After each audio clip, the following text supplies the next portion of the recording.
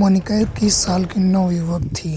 Campus placement में उसे एक अच्छी आईटी कंपनी में जॉब मिल गई थी। उसकी रात की तकरीबन 12 बजे खत्म होती थी। वह रोज की तरह अपना काम खत्म करने के बाद साइकिल चलाने के बाद मोनिका प्लेटफॉर्म पर खड़े होकर अपनी ट्रेन का इंतजार करने लगी। अचानक एलईडी बोर्ड पर गई रोज की तरह उसमें आने वाली ट्रेन का नाम और शेड्यूल आज दिखाई नहीं दे रहा था। डिस्प्ले बोर्ड की एलईडी बार बार जल बुझ रही थी। अचानक प्लेटफॉर्म की पावर सप्लाई बंद हो गई और वहां पर ट्रेन आ गई और आज के ट्रेन में कुछ गिने चुने पैसेंजर ही दिखाई दे रहे थे। मोनिका ने अपने हेडफोन में लाउड म्यूजिक लगाया और आंखें बंद करके कुछ ही देर में लाउड म्यूजिक होने पर दिन भर की थकान के कारण उसकी आंख लग गई। थोड़ी देर बाद उसका मोबाइल रिंग करने लगा। रिंग की आवाज से मोनिका की नींद टूट गई। स्क्रीन पर पापा का नाम फ्लैश हो रहा था। मोनिका ने फोन उठाया तो इधर से पापा की आवाज सुनाई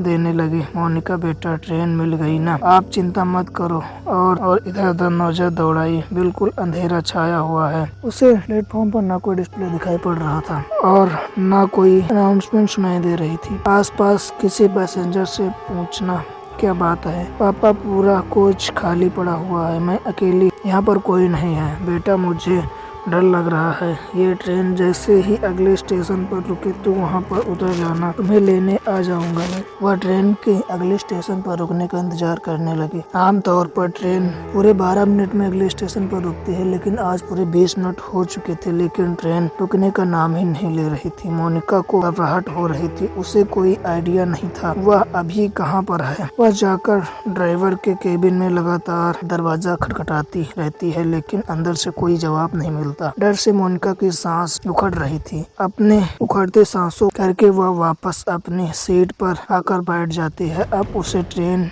के रुकने का इंतजार था ताकि वो नीचे उतरकर मदद मांग सके और अपने पापा को वहां बुला सके। इसी तरह 10 मिनट और इंतजार करने के बाद अचानक ट्रेन की स्पीड कम होने लगी। ट्रेन की स्पीड को कम होते देख मोनिका की जान में जान आने लगी। कुछ ही मिनट में ट्रेन किसी स्टेशन पर आकर रुक जाती है। बाहर घना अंधेरा छाया। प्लेटफॉर्म पर भी उजाला नहीं दिखाई दे रहा था। मोनिका ने खिड़की से झांककर बाहर देखा तो प्लेटफॉर्म पर एक भी इंसान नहीं था। अब तो मोनिका को और भी डर लगने लगा था। उसने जल्दी से अपना मोबाइल निकाला और फिर से पापा को फोन मिलाया, लेकिन वह कौन सा स्टेशन है कुछ समझ नहीं आ रहा।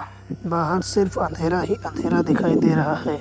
मैं क्या करूं बेटा, एक बार मैं अपने लाइव लोकेशन चेक करो, तुम्हें पता चल जाएगा अभी तुम्हारी ट्रेन कहाँ पर है। मोनिका अपनी लोकेशन चेक करती है तो पता चलता है कि वो किसी अनजान जगह पर है जिसे जीपीएस भी ट्रैक नहीं कर रहा। मोनिका फिर अपने पापा को फोन लगाती है। पापा ये सब क्या हो रहा है मेरे साथ, इस जगह को जीपीएस भी ट्रैक नहीं कर पा रहा, आ जाओ आप। पापा मुझे बहुत डर लग रहा है। मोनिका स्टेशन पर घूम कर बाहर निकलने का रास्ता ढूंढने लगी।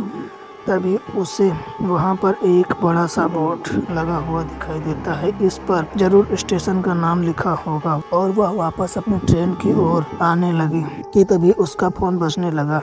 डरो नहीं बेटा, हिम्मत से काम लो, तुम्हारी ट्रेन जहां से आई है इस ट्रैक पर वापस चलो। देखो आसपास कुछ तो होगा, कोई चर्च, कोई बिल्डिंग, कुछ ना कुछ जरूर होगा। तुम कोशिश करो, जैसे ही तुम्हें कुछ भी दिखाई दे तुम तुरंत मुझे बताना। मैं भी पुलिस से मदद मांगने की। पहुंचकर मोनिका पापा के कहे अनुसार अपोजिट डायरेक्शन में बहाने देखने लगती है। ट्रैक पर हर तरफ अंधेरा ही अंधेरा छाया हुआ था। भागती हुई मोनिका को अपने पीछे किसी के कदमों की आवाज सुनाई दे रही थी। ऐसा लग रहा था कि उसके पीछे पीछे कौन दौड़ रहा हो। मोनिका घबराकर अपने पीछे की ओर देखने लगती है, लेकिन पीछे सन्नाटे के सिवा कुछ भी नहीं था। मोनिका पूरी ताकत लगाकर दौड़ती ही जा रही थी। अचानक किसी की आवाज सुनाई दी। ऐसा लग रहा था कोई गुस्से में उसका नाम पुकार रहा हो। मोनिका इतना ज्यादा डर चुकी थी कि उसके अंदर पीछे मुड़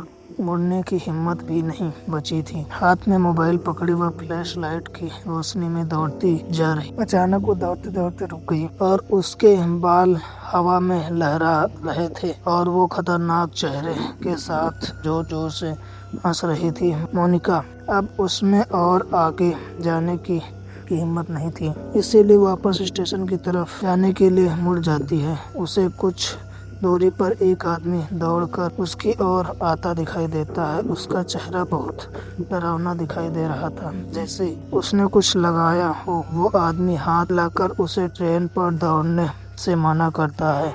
मोनिका को अब समझ नहीं आ रहा था कि वो कहाँ जाए। घबराकर वह फिर से फूल की तरफ, जहाँ भी कुछ मिनटों पहले एक औरत उल्टी लटक रही थी, वह बोला बिल्कुल खाली था। आगे का रास्ता भी बिल्कुल खाली दिखाई दे रहा था। इसीलिए आदमी से बचने के लिए मोनिका फिर से ट्रैक पर दौड़ने लगी। मोनिका अपने गाड़ी के बारे में बताने के लिए फ़ोन उठाती है तो देखते हैं कि फ़ोन की बैटरी डाउन हो रही है और गाड़ी में जाकर देखती हूँ कोई ना कोई ज़रूर होगा। मोनिका कुछ देर सोचती है और उसके बाद हाथ हिलाते हुए गाड़ी के सामने जाकर खड़ी हो जाती है। मोनिका को ऐसी हालत में देखकर गाड़ी के अंदर से एक आदमी बाहर आता है। क्या बात है, इतनी रात को आप ऐसे ट्रैक पर क्या कर रही हैं?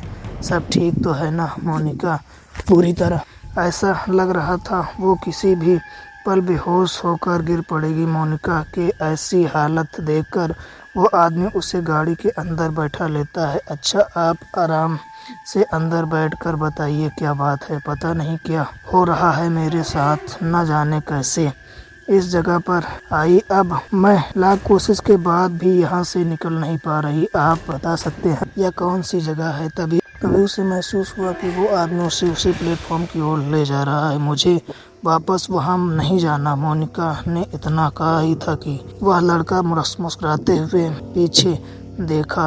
अगले ही पल उसे लड़के का चेहरा बदलने लगा और वो किसी आदमी की शक्ल में बदल जाता है और ट्रैक पर उसका पीछा कर रहा था। मोनिका के मुंह से एक जोरदार चीख निकल जाती है और वो कार से उतरकर फिर से पागलों की तरह दौड़ने लगती है। उसे अपने पीछे से आदमी के कदमों की आवाज़ साफ सुनाई दे रही थी।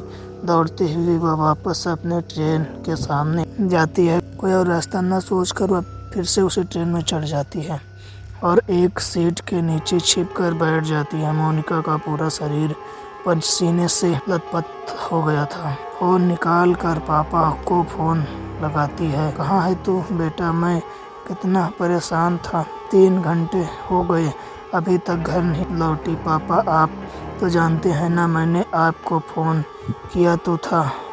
क्या बोल रही है तू? कहाँ? मोनिका पापा को अपनी लोकेशन भेजती है। कुछ ही देर में मोनिका के पापा आकर उसे अपने कार से घर ले जाने लगते हैं। रास्ते में मोनिका अपना फ़ोन निकाल कर कॉल हिस्ट्री चेक करती है। उसने पिछले 3 घंटे में लगभग 10 बार पापा का नंबर डायल किया हुआ था, लेकिन एक बार भी उससे बात नहीं हुई थी। आपको स्टोरी अच्छी लगे तो हमारे चैनल को सब्सक्राइब करें।